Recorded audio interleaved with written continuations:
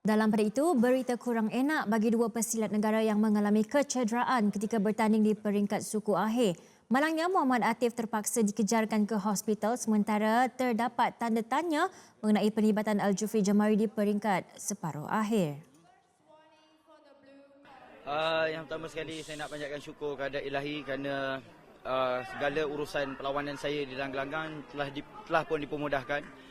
Yang pertamanya saya ingin beritahu kat sini, saya harap rakan-rakan saya biarlah dia berjuang tu orang kata kerana negara. Sebabnya kami ni bukan bekerja, kami ni memikul tanggungjawab. Kalau memikul tanggungjawab, berjuangan dia tu lain. Jadi apa yang berlaku di dalam gelanggang tadi adalah satu kuncian. Saya rasa satu kuncian daripada pihak lawan saya iaitu Iqbal Chandra daripada Indonesia. Jadi waktu tu sempatlah juga sikit untuk saya mengeluarkan dari kuncian tu. Tapi Alhamdulillah dalam beberapa masa yang diberikan tu saya berjaya memasuki sendiri. Itu pun atas izin Allah SWT.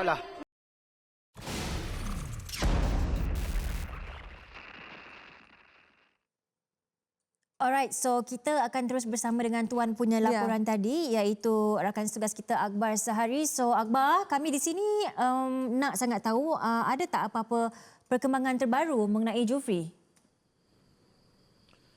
Okey, terima kasih Dayang Zainatul Ahmad dan juga Elin Ismail di studio.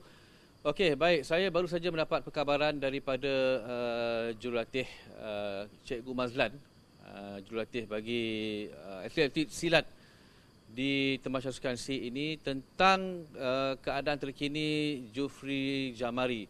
Berita baik sebenarnya untuk peminat-peminat sukan tanah air apabila Coach Mazlan baru saja berkongsi dengan saya tentang keadaan Al-Jufri Jamari di mana dia berada dalam keadaan yang sangat baik dan bersedia untuk turun beraksi dalam aksi di peringkat separuh akhir yang akan dijangka berlangsung pada 2 hari selepas ini nanti. Dan ini sesuatu yang sangat, saya rasa sangat teruja apabila sebab masa saya jumpa Jufri petang tadi di gelanggang pertarungan, di tepi gelanggang ketika saya menembual beliau, nampak dia menahan kesakitan dan saya sendiri, bila saya tengok Dayang dan juga Elin, depan mata saya bagaimana keadaan Jufri pada ketika itu, dia menahan sakit, dia dibalut dengan pelbagai plaster, dengan ais yang diletak di sebelah bahunya. Jadi saya nampak dia sangat menderita, dia mengalami kesakitan yang amat sangat yang tak tertanggung olehnya. Tetapi pada ketika baru saja tadi saya dapat laporan daripada Coach Mazlan bahawa dia bersedia untuk turun di aksi separuh akhir yang dijangka berdepan dengan pesilat daripada Singapura, Abdul Razak Rashid. Jadi ini satu berita baik untuk Malaysia. Nanti pertarungan antara Jufri dan juga atlet daripada Singapura. Oh, nasib baiklah. Good news untuk Jufri. Harap-harap dia akan prestasinya akan tetap maintain lah di separuh akhir. Tapi Akbar nak tahu pasal keadaan Atif pula macam mana? Okey, ini satu berita yang memang menyedihkan dan ramai yang risau tentang keadaan Muhammad Atif Irsyad ini. Saya satu-satunya wakil media yang berada di hospital melihat keadaan beliau dan sempat berbual itu. Saya lega lah bila saya masuk dalam ward itu, dia boleh bercakap, dia sedar dan dia ingat apa yang berlaku dan berkongsi apa yang berlaku ketika pertarungan. Dia cakap, Abang Akbar, dia panggil Abang Akbar lah. Dia cakap, saya tak berpeluh pun sebenarnya tadi masa turun. Sebab ialah bayangkan baru 30-40 saat saja dia turun beraksi menentang atlet daripada Filipina itu. Dia dah pun menerima tumbukan di bahagian muka sehingga dia tak mampu meneruskan pertarungan. Tapi ada satu perkara yang dia kongsikan bersama dengan saya. Tumbukan itu kalau nak dikira, tumbukan sebegitu selalunya dilakukan oleh peninju, bukannya ahli silat. Jadi dia syak mungkin atlet WFB itu adalah merupakan seorang atlet boxing, tetapi dia beralih ke dalam sukan silat olahraga dan tumbukan dia sebelah kiri. Kalau silat dia akan bagi straight jab, tapi kalau tumbukannya sedikit melengkung itu adalah daripada seorang boxer. Baik, itu cerita tentang keadaannya lah. Dan dia dijangka akan dipindahkan ke hospital lain. Jadi ini dikongsikan oleh Ketua Kontijen Negara Datuk Nur Azmi Ahmad yang berkunjung ke hospital petang tadi untuk bertemu dengan Atif. Jadi kita dengarkan apa kata CDM tentang proses penukaran hospital dan juga tindakan yang selanjutnya. Dia sedarkan diri, tapi mungkin kecederaan tu lebih kepada leher beliau, dan kita akan pindahkan dia hospital untuk buat MRI.